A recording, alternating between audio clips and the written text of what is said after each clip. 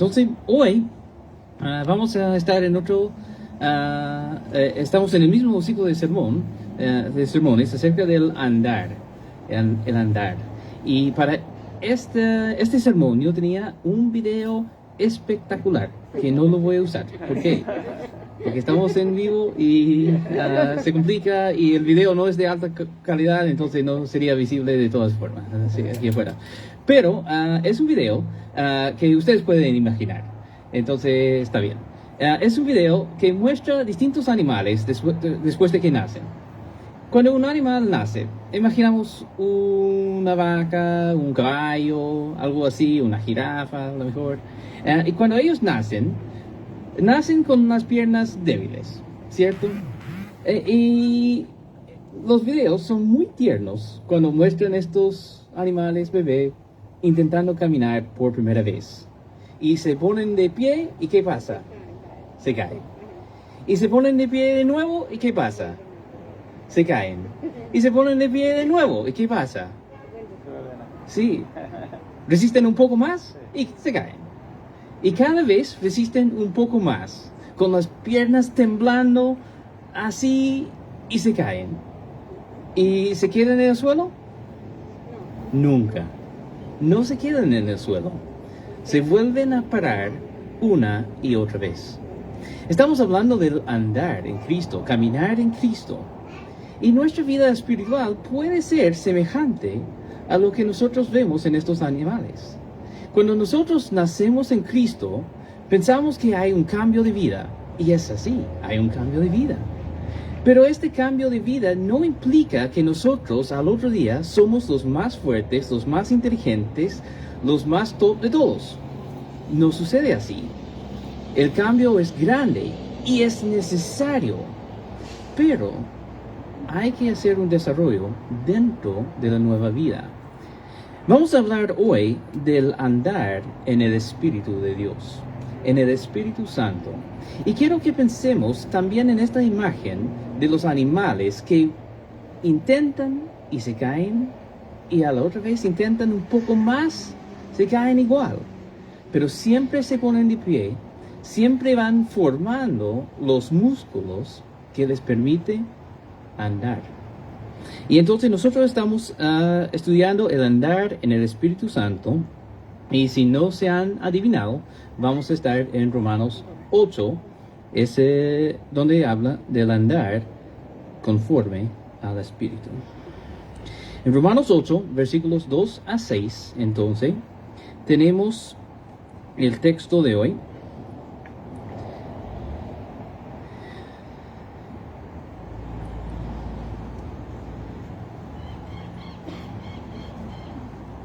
Y mientras que ustedes lo busquen, voy a dar un poco de contexto para que entendamos de qué está hablando Pablo en Romanos 8.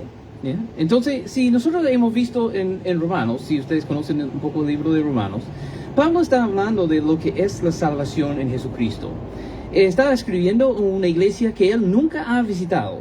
Es una iglesia que se formó bajo persecución, que cristianos perseguidos de otros pueblos llegaban a Roma. Y ahí empezaron una iglesia. No tenían la formación de un apóstol. Entonces Pablo escribe una carta donde él pone un bosquejo de lo que es la salvación, para que ellos estén claros, aunque no han tenido un apóstol ahí con ellos, para poder tener claridad acerca de lo que es la salvación. Él escribe una carta. Y entonces él tiene todo el proceso de salvación, comenzando en Romanos 1 y 2, describe lo que es el pecado y la condición del ser humano en el pecado. Y después en capítulo 3 dice que todos nos hemos apartado, que todos somos pecadores, que nadie alcanza la gracia de Dios por sí solo, pero que Cristo vino y murió por nosotros. En capítulo 4 dice que la salvación es por fe. En capítulo 5, que dice que la salvación es una reconciliación con Dios y podemos tener paz en Dios cuando somos salvos. En capítulo 6 dice que cuando nosotros somos salvos tenemos que ser bautizados, porque en el bautismo nacemos de nuevo a una nueva vida y tenemos que presentar nuestros cuerpos a Cristo en santidad en lugar de presentar nuestros cuerpos al pecado para su servicio. Y en capítulo 7 dice, pero a lo mejor hay una preocupación. Porque si nosotros, después de nacer de nuevo, tenemos que entregar nuestros cuerpos en santidad a Cristo, ¿qué pasa si hay pecado en nuestra vida? Y Pablo cuenta su experiencia de que en su vida también hay una lucha entre lo que su espíritu quiere hacer y lo que su cuerpo quiere hacer. Y él dice, lo que quiero hacer no hago, y lo que no quiero hacer, esto hago. ¿Quién me va a rescatar de este cuerpo de muerte? Pero gracias al Señor Jesucristo, porque en Él no hay condenación. Si estamos en Cristo, no hay condenación. Tenemos la lucha, a veces caemos, como este animal que recién está comenzando a caminar, a veces caemos. Hay pecado en nuestras vidas. Y eso, a cierto punto, es inevitable. Somos pecadores. Entonces él describe eso. Hay una lucha. Todos tenemos pecado en algún grado. Pero si uno dice a un montón de gente, bueno, es que todos tenemos pecado, ¿qué van a hacer la gente? Van a pecar más. Ah, tengo licencia entonces. Ah, sí, bueno, es que, mira, estaba luchando, pero este pecado fue demasiado fuerte, ¿sabe? Que el espíritu quiere, pero la carne es débil, ¿sabe? Por eso vivo en fornicación, por eso vivo con avaricia, por eso vivo en peleas, por eso vivo borracho, por eso vivo... Porque la carne es débil. Y entonces Pablo también tiene que prevenir eso, esa idea. Y es lo que dice aquí en Romanos 8. Dice en Romanos 8, 2-6, porque la ley del Espíritu de vida de Cristo Jesús te ha libertado de la ley del pecado y de la muerte. Pues lo que la ley no pudo hacer, ya que era débil por causa de la carne, Dios lo hizo, enviando a su propio Hijo en semejanza de carne de pecado, y como ofrenda por el pecado, y condenó al pecado en la carne, para que el requisito de la ley se cumpliera en nosotros. Voy a pausar ahí un poco. ¿Qué está hablando? Está diciendo que la ley no era capaz de transformarnos. La ley, por muy bueno que sea, los 10 mandamientos no cambian el corazón. Ninguna ley del Antiguo Testamento, ni el conjunto de todas las leyes, y si uno observa todas las leyes todo el tiempo, no cambia tu corazón. Lo que la ley era incapaz de hacer, Cristo vino para hacer en nosotros. Y para hacer eso, Él tuvo que tomar la semejanza de la carne del pecado. Él tomó carne, de verdad, pero sin el pecado. Él vino en la carne, un ser humano, pero aunque es como nosotros, no es como nosotros. ¿Por qué? Porque no pecó. Entonces, Él cumplió el requisito de la ley y el otro requisito de la ley también. El segundo requisito de la ley es que el pecador tiene que morir. Y Él murió en nuestro lugar. Ustedes ya lo saben. Él murió en nuestro lugar para que nosotros pudiéramos vivir en Él. Entonces Él hizo todo eso. Él vino como ofrenda por el pecado. Él ya cumplió con eso, porque quiere hacer algo que la ley no puede hacer. La ley del pecado, la ley de la muerte, no nos pudo cambiar. Pero Cristo sí puede. Entonces, siguiendo ahí, dice, para que no andamos conforme a la carne, sino conforme al Espíritu. Ahí tenemos nuestra palabra clave. Andar, no así, sino así. No conforme a la carne, sino conforme al Espíritu. Porque los que viven conforme a la carne ponen la mente en cosas de la carne, pero los que viven conforme al Espíritu en las cosas del Espíritu. Porque la mente puesta en la carne es muerte, pero la mente puesta en el Espíritu es vida y paz. Entonces él está hablando de esa transformación, una vida netamente espiritual que nosotros debemos tener, una vida transformada por el Espíritu Santo. Entonces la condición que él habla en capítulo 7, donde dice, ya, lo que quiero hacer no hago, lo que no quiero hacer esto hago, pero él está diciendo que él no quiere pecar. Él está diciendo que sí quiere hacer el bien. No lo estás usando como excusa. No lo está usando como pretexto para pecar más. Está explicando una realidad. Quiero hacer eso. A veces no resisto. Pero he sido transformado desde adentro. He sido transformado y quiero que esto manifieste en mi vida externa también, en mi práctica, porque así tiene que ser. Entonces, vimos antes que cuando vemos la palabra andar, estamos hablando de un estilo de vida. Nuestra vida, ¿qué es nuestra vida? ¿En qué camino vamos? ¿Vamos conforme al Espíritu o vamos conforme a la carne? Y eso es lo que él quiere plantear aquí. A lo mejor, como vimos en capítulo 7, hay problemas, hay tropiezos, se cae a veces en esta nueva vida. Pero hay que ponerse de pie y seguir caminando en el camino del Espíritu. No podemos estar conformes con esta vida de pecado. No podemos decir, mira, está bien porque en mi caso es demasiado fuerte porque tengo este pasado y tengo esta cosa y esta cosa y esta cosa. Si Dios no nos dio un espíritu carnal para morir, sino el espíritu de vida para vivir con paz y abundancia de vida en esta vida terrenal. Y cuando Él habla de que podemos vivir, no está hablando solamente del cielo, aunque va a hablar de eso después en el mismo capítulo. Pero aquí, cuando habla de vivir, está hablando de la vida ahora. Una vida abundante, una vida transformada, una novedad de vida en Cristo Jesús, como había hablado en capítulo 6. Estamos volviendo a este tema.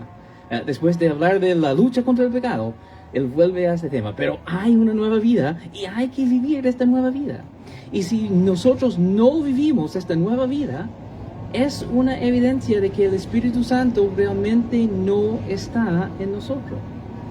Porque el Espíritu Santo deja evidencia de su presencia. Entonces, la evidencia no es perfección, pero la evidencia sí es un cambio. Es una transformación, es una vida nueva.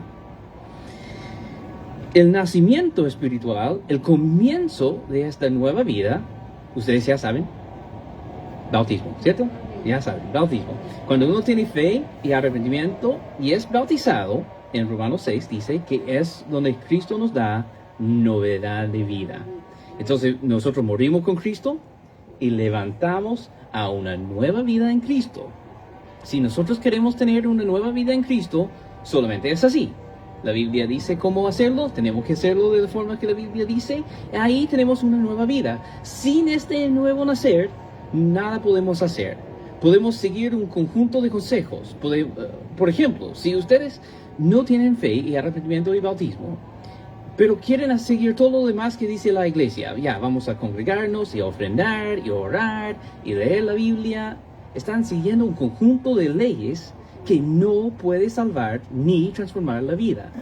La única forma de comenzar esta nueva vida es naciendo de nuevo y ahí parte la nueva vida. Hay mucha gente en nuestro mundo que piensan que para ser bautizado tienen que arreglar ciertas cosas antes. No quiero llegar a Cristo así, primeramente tengo que dejar esto y esto y esto y esto y esto y ahí llego a Cristo.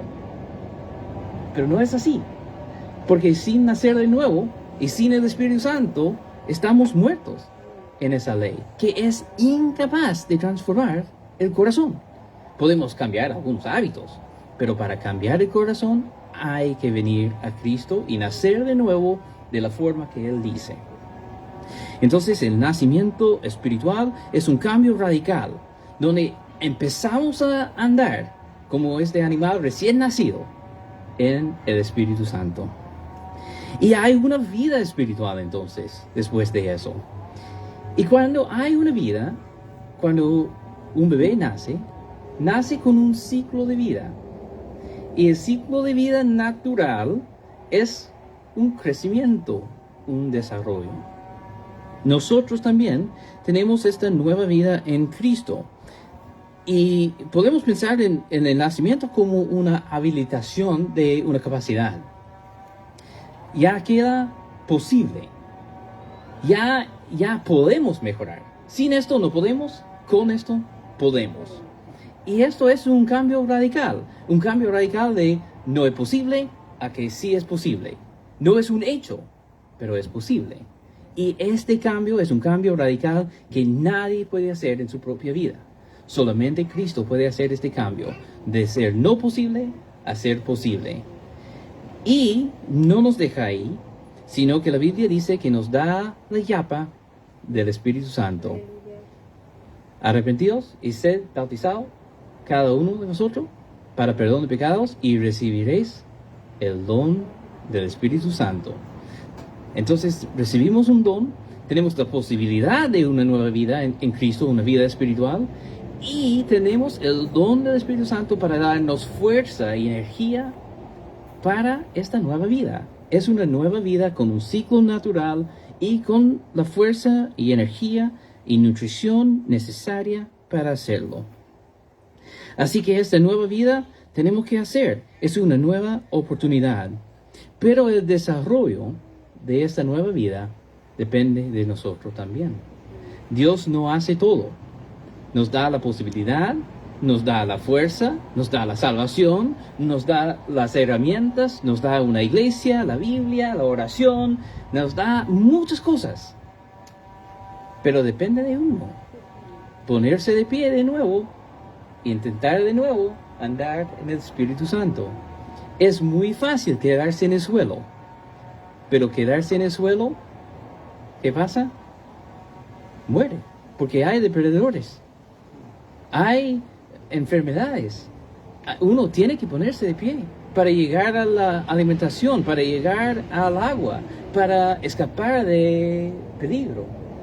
Hay que ponerse de pie y caminar. Si uno se queda en esta posición, va a morir.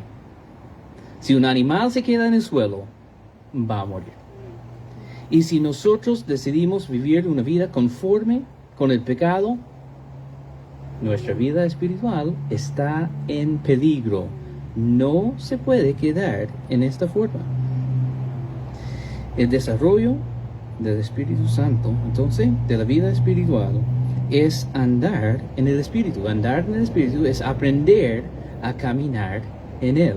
Aprender a ponerse de pie de nuevo, echar atrás los pecados y seguir adelante. Y eso no quiere decir que lo vas a hacer con perfección. Vas a caer de nuevo. Pero lo importante, lo clave es que no te quedes en el suelo. Ponte de pie de nuevo. 3 veces, 4 veces, 100 veces, 1000 veces, no importa. No importa cuántas veces caes. Siempre y cuando te pones de pie una vez más. Una vez más. Para andar en el Espíritu Santo. Entonces, este proceso, ustedes algunos ya saben, se llama santificación. Este proceso de ponerse de pie una vez más, voy a intentar una vez más caminar en el Espíritu Santo, aprender de Él, cambiar mi vida. Ustedes conocen un versículo que a mí me gusta citar, lo voy a citar de nuevo aquí, en Filipenses capítulo 4, 8 y 9.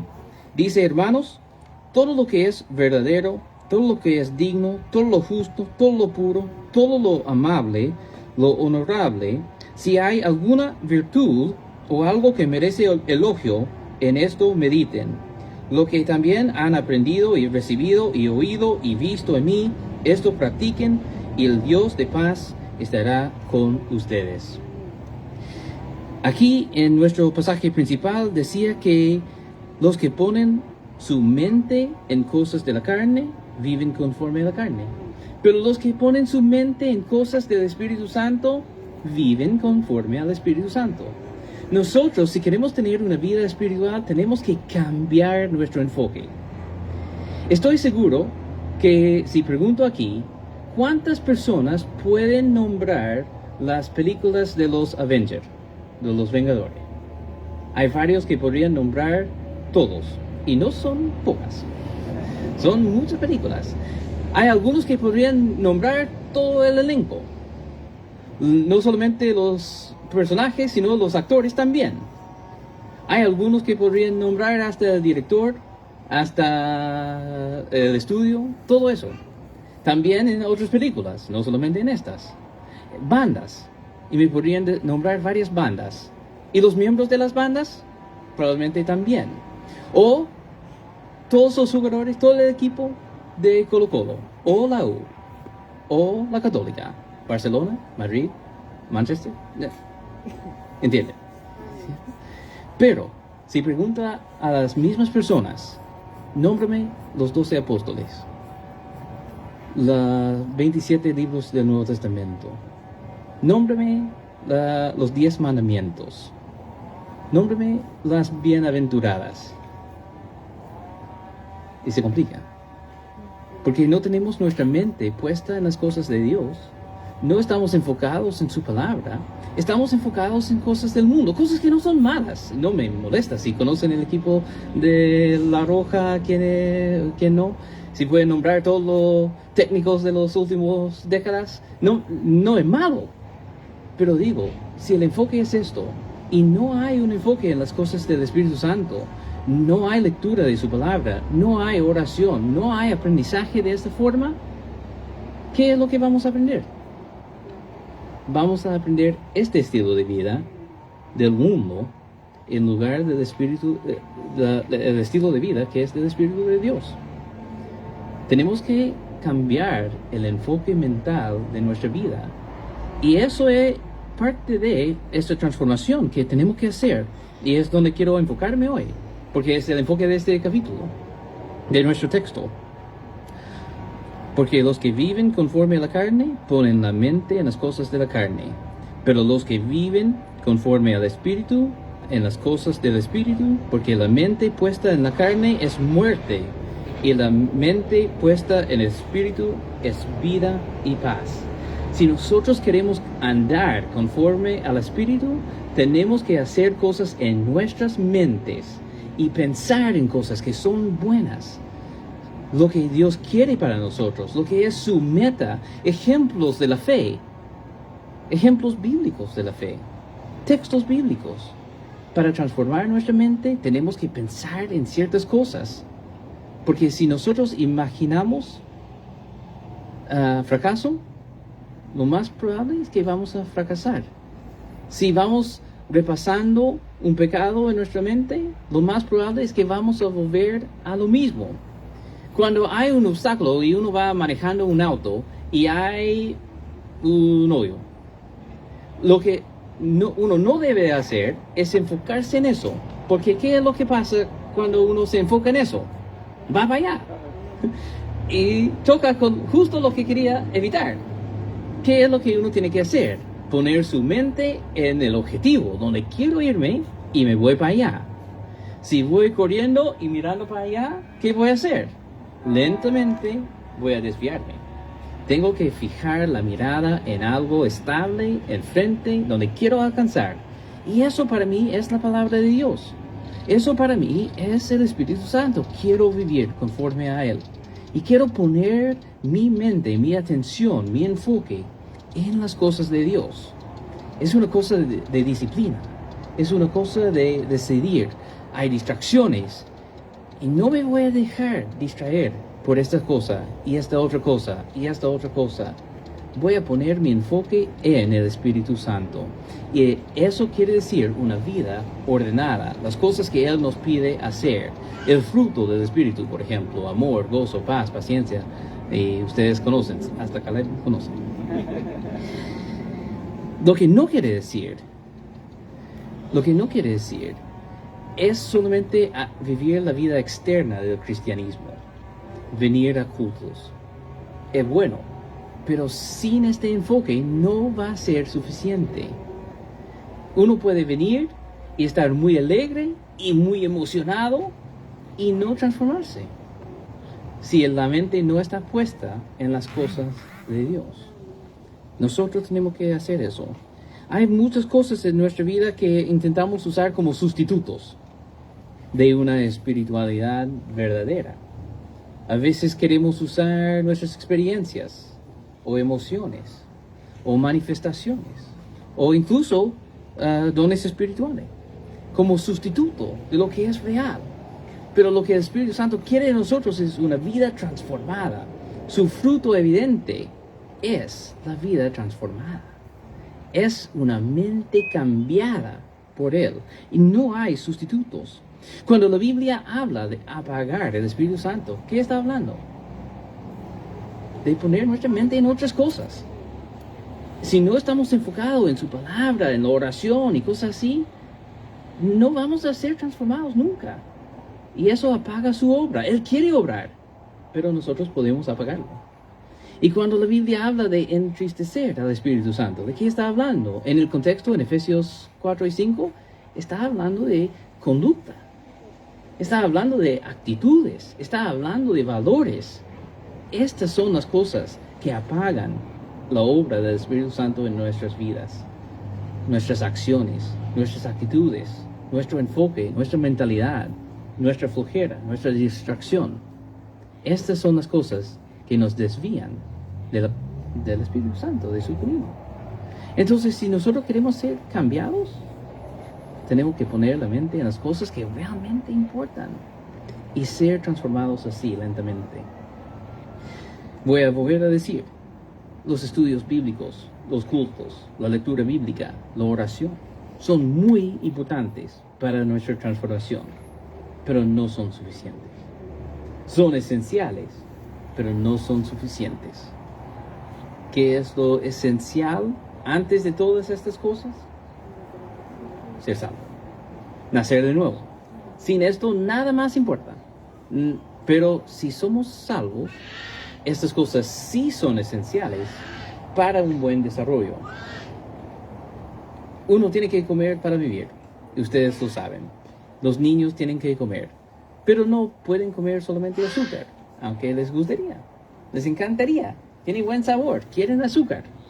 Pero nosotros los adultos sabemos que necesitan más. Es esencial para la vida.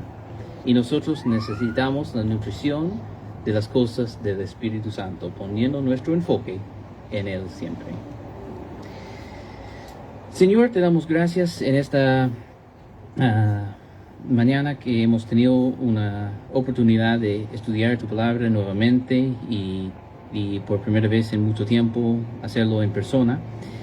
Y te damos gracias que nos has permitido hacer eso legalmente también, que no hemos tenido que escondernos, sino que podemos juntarnos con confianza también. Damos gracias por el cambio de actitud del gobierno frente a los cultos religiosos también.